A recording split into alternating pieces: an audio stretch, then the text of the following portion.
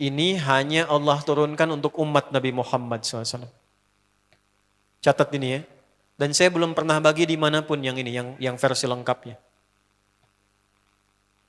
Kalau bisa dilakukan, bukan hanya dosa digugurkan. Tapi setiap hurufnya mempercepat terkabulnya doa kita di hadapan Allah Subhanahu wa Ta'ala. Ya. Ada 2 surah di dalam Al-Quran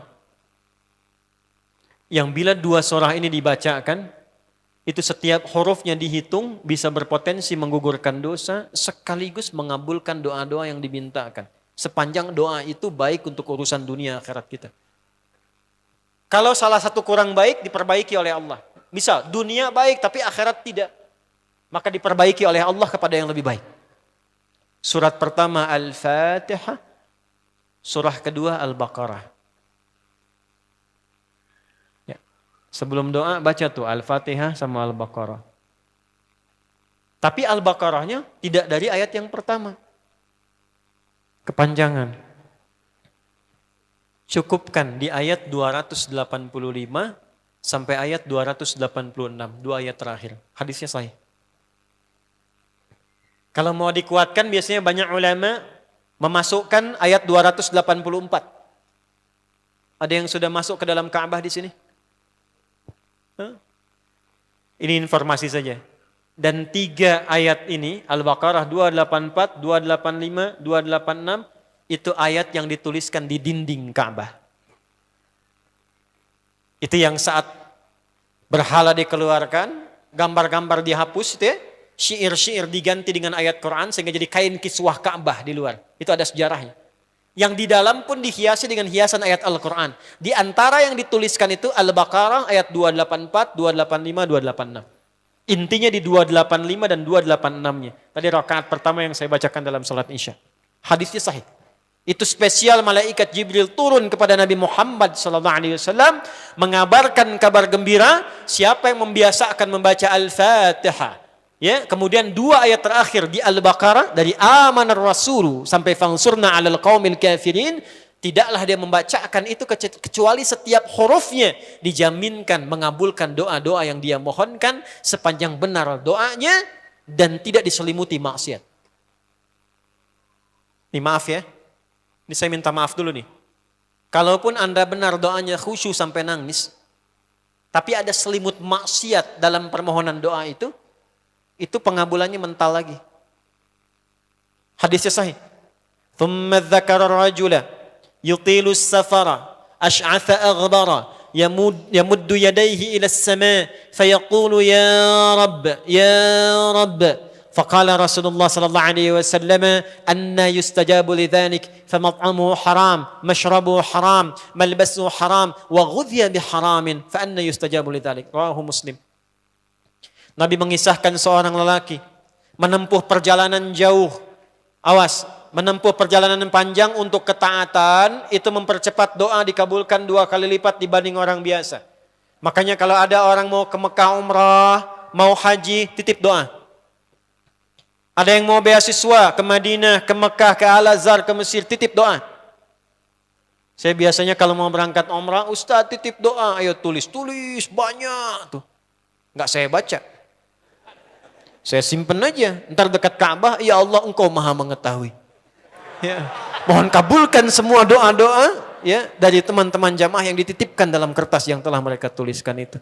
Simple Pak, daripada capek kita bacakan satu-satu. Dan alhamdulillah biasanya ya insya Allah terkabul. Insya Allah. Itu perjalanan jauh. Nah orang ini menempuh perjalanan untuk sekedar berdoa. Safar. Ya, safar yang baik. Kemudian yang kedua, yamuddu yadaihi ilas sama, dia mengangkat tangannya ke langit. Ini saya tidak bermaksud mengajarkan ya, cuma menunjukkan prakteknya begini nih. Ada yang bisa bantu saya enggak satu orang maju? Cepat. Yang depan aja, depan. Jazakallah khair. Mohon pegangkan mic sebentar. Terima kasih ya. Lihat sini. Gini. Nah, jazakallah.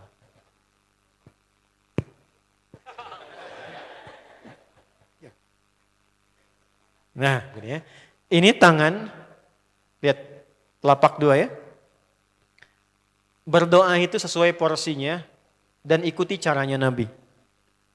Kalau doanya formal dalam sholat dan diikat dengan gerakan, jangan kreatif.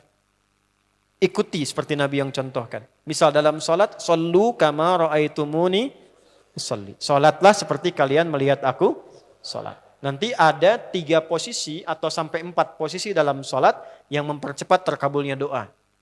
Posisi puncaknya sujud. Hadisnya sahih, inna ma aqrabal abdi min rabbih wa huwa sajidun fa aktsirud doa. Keadaan terdekat antara hamba dengan Rabbnya adalah saat sujud, maka perbanyak doa saat sujud. Tangannya posisi sujud begini, menempel. Jadi nggak usah begini. Oke, begini. Nah, ini di luar sholat. Di luar sholat, kalau berdoa tangan begini, lihat baik-baik ya. Ini kitabnya agak banyak, bahasanya panjang, saya berikan yang simpelnya saja ya. Baik. Ini kan teman-teman telapak yang kanan, yang kiri ya. Padukan begini. Ya. Lalu setiap Anda kan pasti punya garis yang kanan dengan garis yang kiri. Ada kan? Itu membentuk keseimbangan. Oh, ini bukan ilmu otak-atik ya. Ini ada sanadnya nih. Pertemukan 2 garis itu sehingga seimbang tangan ini. Tuh. Ini masalah sederhana tapi poinnya penting sekali. Sudah? Cara yang pertama begini. Ini di luar sholat dan bukan dalam posisi saat istisqa, saat minta hujan. Begini. Sudah? Pertemukan. Lalu letakkan sejajar dengan dada di sini. Ya. Jadi kalau dada itu, ini posisinya. Ini nahar di sini. Ini ada rongga dari bagian atas dengan perut, ada rongga kosong. Nah ini yang disebut dengan sodrun di sini. Ya, kalau kita meletakkan telapak tangan saat sholat begini, letaknya di sini. Yang ini perut, yang ini nahar. Doa itu di sini. Jelas? Semakin kita memohon dengan lebih sangat, naikkan sedikit begini. Sudah? Kalau istisqa, minta hujan, agak lebih tinggi ke atas. Nah ini cara mengangkat yang standar di sini. Untuk memohon. Jelas? Oke. Jazakallah khair. Nah orang ini, dia mengangkat tangannya. Jadi melakukan perjalanan jauh, mengangkat tangannya, ya muddu yadaihi ilas sama. Orang yang berdoa dengan mengangkat tangan, itu dijawab doanya oleh Allah lewat keterangan Nabi SAW, itu bisa kamakala 2 kali lebih cepat dibandingkan dengan orang yang tidak mengangkat tangan saat berdoa. Jadi Anda cuma sekedar doa dengan mengangkat begini, itu lebih cepat potensi dijawabnya dengan mengangkat doa. Ada seorang bertanya pada Nabi SAW, hadis sahih, ya Rasulullah, bagaimana pendapatmu dengan seseorang yang meminta kepada Allah dengan mengangkat tangan atau kamakala? Lalu Nabi mengonfirmasi, bertanya balik, bagaimana kalau ada seseorang memohon kepada Anda dengan mengangkat tangannya? Pak, tolong Pak, tolong Pak, tolong. Gitu kan? Di depan rumah Anda, 1 jam begitu Pak, tolong Pak. Kira-kira Anda beri atau tidak? Beri. Minimal kalau Anda nggak punya kemampuan, Anda referensikan atau beri sesuai kemampuan Anda kan? Angkat tangannya. Dia jawab, saya malu kalau nggak ngasih. Apa kata Nabi? Innallaha hayyun karimun. Allah itu lebih punya sifat peka untuk merasakan malu pada hambanya kalau dia tidak memberi ketika hambanya mengangkat kedua tangannya. Nah, nanti ada beda-beda posisi saat khatib Jumat misalnya 1 begini untuk khatib. Makmum mengangkat 2 tangan. Yang ketiga dia mengatakan ya Rabb, Asmaul Husna. Doa yang dibuka dengan Al-Asmaul Husna itu dijawab 2 kali lebih cepat dibandingkan dengan doa yang langsung dimohonkan kepada Allah. Itu perintah. Tahu Nabi Zakaria? Nabi Zakaria apa ujiannya? Diuji oleh Allah, hidup demikian lama sampai rambut memutih, fisiknya letih, istrinya divonis secara medis, maaf, monofos dan mandul. Kata medis gak mungkin punya keturunan. Maka beliau berdoa kepada Allah dan dalam doanya dimulai dengan Al-Asmaul Husna. Sebelum sampai ke doa itu di Ali Imran ayat 38 sampai 39, buka dulu Quran surah 17 Al-Isra ayat 110. Ini perintah langsung dari Allah. Qulidullah awidur rahman ayyamma tad'u falahul asmaul husna. Quran surah ke-7 ayat 180. Walillahil asma'ul husna fad'uhu biha. Fad'u biha. Qul Allah, kalau engkau punya masalah hambaku, dan tidak ada di dunia ini yang tidak punya masalah. Quran surah kedua ayat 155. Wala nabluwannakum bisyai'. Setiap yang hidup itu, aku pasti akan uji dengan masalah. Itu kata Allah. Jangan disimpan sampai di situ, teruskan. Bukan untuk membebani hambaku dengan masalah, tapi untuk menaikkan kualitas hidupnya sehingga menjadi lebih baik. Jadi ketika Allah titipkan masalah itu, bukan ingin membuat kita bermasalah. Tapi dengan masalah itu kita diuji supaya kualitas hidup kita menjadi lebih baik. Ini Anda yang kuliah di UPI di sini, ada ujian nggak? Ada. Untuk apa ujian itu diadakan? Supaya bisa melihat kualitas peningkatan ilmu Anda dari masuk sampai naik tingkat. Kalau nggak ada ujian, nggak kelihatan kualitasnya bertambah. Logikanya begitu. Dan tidak mungkin Allah menguji seorang hamba di luar batas kemampuannya. La yukallifullahu nafsan illa. Jadi nggak ada orang yang hidup yang tidak punya masalah. Karena rumusnya mengatakan hidup berbanding lurus dengan masalah. Yang hidup pasti punya masalah. Yang tidak ingin punya masalah, tidak ingin hidup. Karena orang yang tidak hidup, yang hilang masalahnya, selesai hidupnya. Baik. Siapa yang tidak ingin punya masalah? Angkat tangan. Baik. Siapa yang ingin punya masalah? Alhamdulillah. Baik. Yang lain wallahu a'lam. Nah, kulit Allah kalau sedang diuji masalah, kan yang ngasih siapa? Yang nitipkan siapa? Yang punya solusinya siapa? Kalau Anda tahu yang punya solusinya Allah, kenapa curhatnya bukan kepada Allah? Kan sudah dicontohkan di Quran. Kalau punya masalah, curhatin ke Allah. Quran surah 12 ayat 86. Sejak era Nabi Yakub. Masalah di rumah tangga. Anak bermasalah, curhatnya pada siapa? Allah. Innama ashku bathi wa huzni ilallah. Aku tuh kalau punya masalah, sesedih apapun, curhatnya Allah.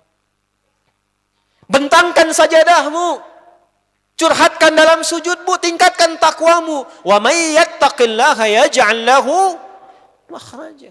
Quran surah 65 di akhir ayat yang kedua.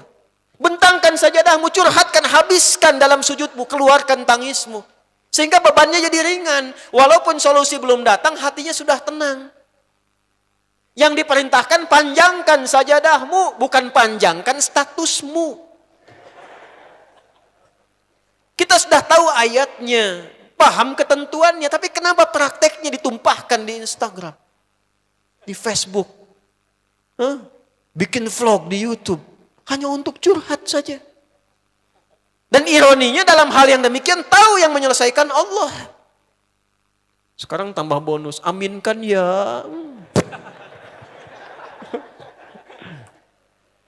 Yang mengaminkan doa ini mudah-mudahan dihilangkan masalahnya. Puguma mana yang ada bermasalah kayaknya didinya. Itu gimana kumaha tuh teh? Paham? Curhatkan sama Allah. Nah, bagaimana mintanya? Sebut namanya ya Allah. Awidur Rahman. Kalau kita ingin minta lebih cepat, minta dengan kelembutan Ar-Rahman. Rahman itu bisa disebut namanya ya Rahman, bisa cari cara mintanya yang paling lembut, yang menyentuh. Allah senang dengan kalimat yang menyentuh. Misal ya. Kembali ke Nabi Zakaria tadi. Quran surah 3 ayat 38. Hunalika da'a Zakaria rabbah. Qala rabbi habli min ladunka dzurriyyatan thayyibah. Innaka sami'ud du'a. Ya Allah, hamba-hambamu itu telah menghukumi aku dan istriku tak akan mungkin punya keturunan. Sedangkan engkau yang maha pemberi tanpa punya batasan. Mereka mengatakan istriku punya keterbatasan. Maka aku memohon kepadamu yang pemberianmu tak ada batasan. Mohon ya Allah anugerahkan keturunan dari sisimu saja ketika mereka mengatakan tidak mungkin itu punya. Sungguh engkau yang maha mendengar doaku ya Allah. Perhatikan, kalau kepada yang maha mendengar saja tidak terkabulkan, mohon tunjukkan kepadaku saat ini dengan cara apa lagi dan kepada siapa lagi aku mesti memohon. Itu dalam banget. Ya Allah, Engkau perintahkan aku berikhtiar mencari kerja, aku lakukan. Engkau perintahkan mengeluarkan keringatku dengan cara yang halal, aku kerjakan ya Allah. Engkau perintahkan aku jauhi yang Engkau larang, aku lakukan ya Allah. Sekarang aku telah berikhtiar dari sejak keluar, aku telah menunaikan sholat subuh seperti yang Engkau maha mengetahuinya. Dan menjelang malam aku mengadukan bahkan di rumahmu ya Allah hanya untuk sesuap nasi bagi istri dan anakku dari yang halal itu. Aku telah melakukan apa yang Kau perintahkan. Aku hanya memohon apa yang telah Kau janjikan. Kalau dengan semua ikhtiar yang aku kerjakan sampai detik aku bersujud di hadapanmu di rumahmu ini belum Kau kabulkan. Mohon tunjukkan kepadaku di malam ini ya Allah. Dengan cara apa lagi mesti aku memohon kepadamu. Minta. Pernah enggak begitu mintanya? Itu Rahman.